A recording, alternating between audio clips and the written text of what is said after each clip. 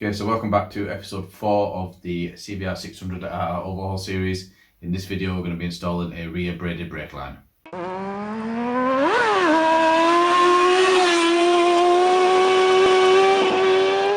Okay, so we're not going to need a great deal of tools. I've got a couple of wrenches here, a 12mm socket, 5mm hex socket, either a Phillips bit or a small screwdriver, an 8mm spanner for the bleed nipple, length of clear hose that you're going to use to connect the bleed nipple to bleed your brakes, a jug or an old bucket, some towels, very important. Brake fluid is nasty stuff, you don't want to get it on any of your paint work.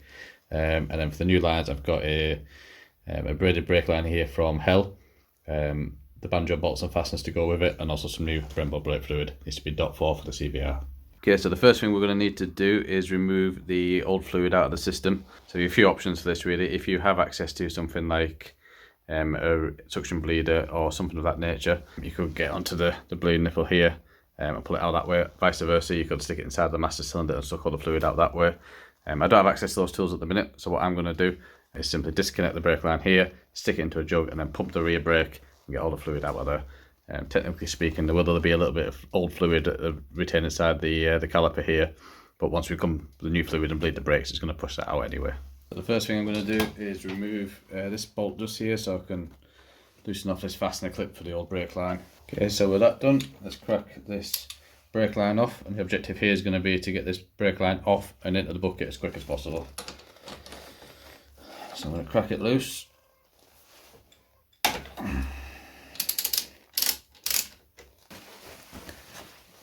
bit of roll here just to make sure none of that old fluid gets onto the swing arm.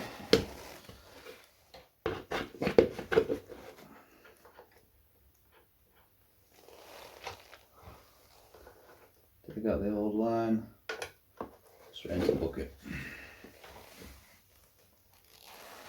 Okay, so this is the old caliper bolt. We're not going to be reusing that, so it's a good idea just to go in and mop up any rogue brake fluid, just to make sure it's not going to run the risk of getting on any paint work or eventually onto your swing arm. You see the fluid just slowly dripping out there, so the objective now is going to be pump the brake. You can see all that old fluid slowly coming out of there. Now there won't be a whole lot in here. Obviously, if you do have facilities to drain the master cylinder prior, it's going to make this process a little bit quicker. Okay, so we've got the brake line removed. It's a safety precaution. I've just zip tied the brake line and the jug onto the swing arm just to make sure that's not going to go anywhere. Next thing I'm going to do is get the cover off the master cylinder here. Okay, the screws removed. Take off the top of the master cylinder very carefully. And inside here is a little what you want to call this thing, really, like it's like a diaphragm or a gasket.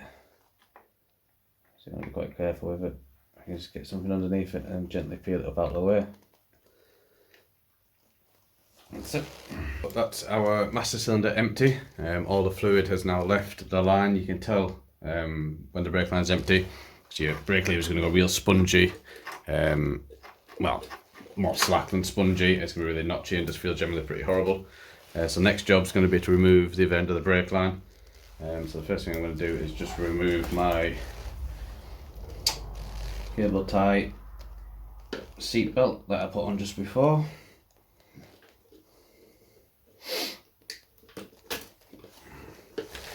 Get rid of that.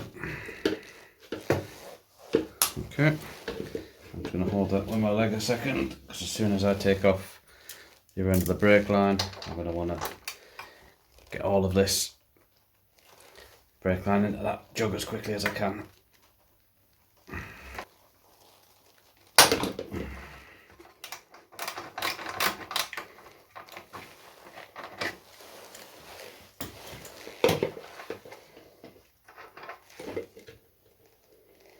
Okay, and there we go.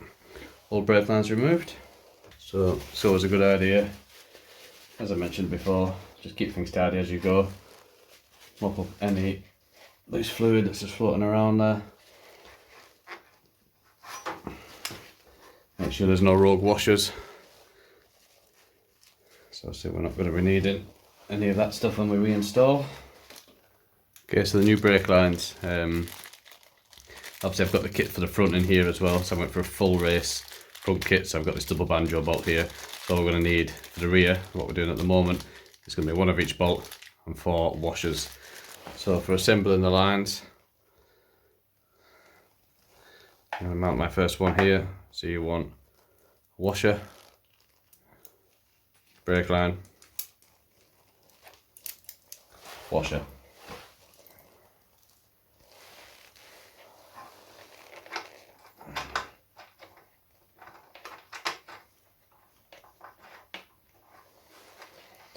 It's got a little bit of fluid spilling out there.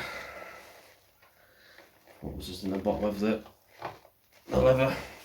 So as I mentioned, really good idea is to keep tidying as you go. Up any fluid that you see. Last thing you want any of that stuff eating into your paintwork or any of the metal parts on your bike. Just going to nip that up a little bit and we'll get down to talking it up later on.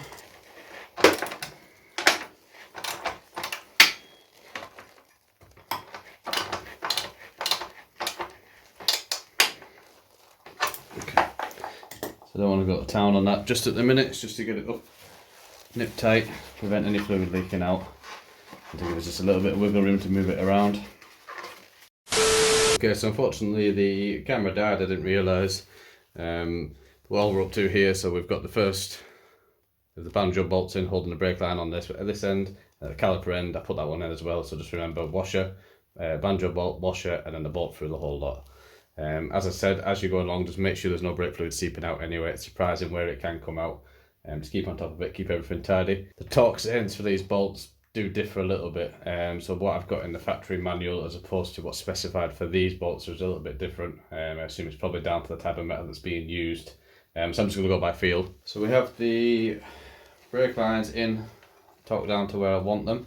So next step's going to be to add some brake fluid. So always make sure using a new tub of brake fluid, make sure the seal's intact. The idea here is you want this exposed to oxygen as little as possible because it's actually going to absorb moisture out of the air. Don't shake the bottle up either before you do it, it's going to get a lot of air. You just want to very, very gently, very slowly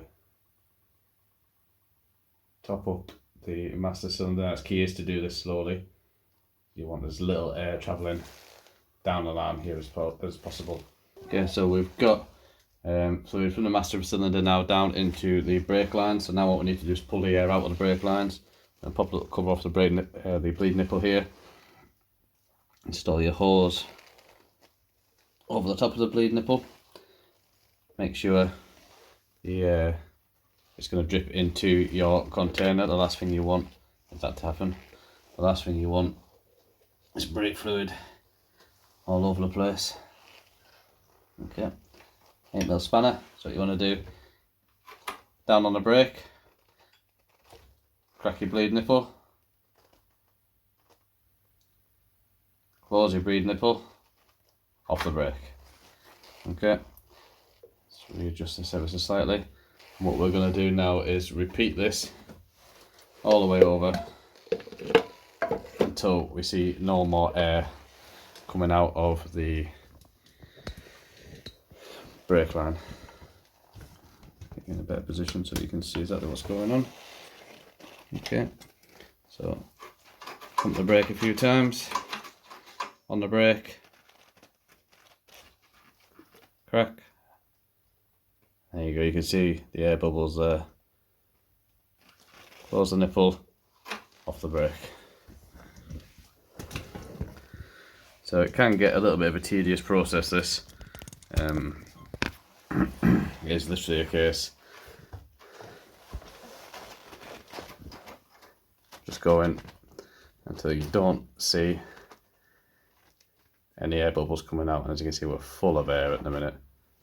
Obviously we've been in and out of this system, so it's going to take a little while. It's just a case of persevering.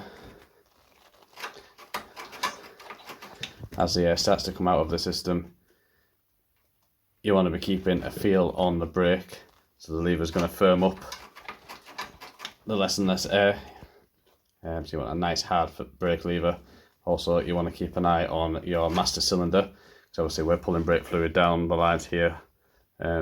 If your master cylinder runs empty, first thing that's going to do is suck more air back into the lines, and you're going to have to start the whole process again.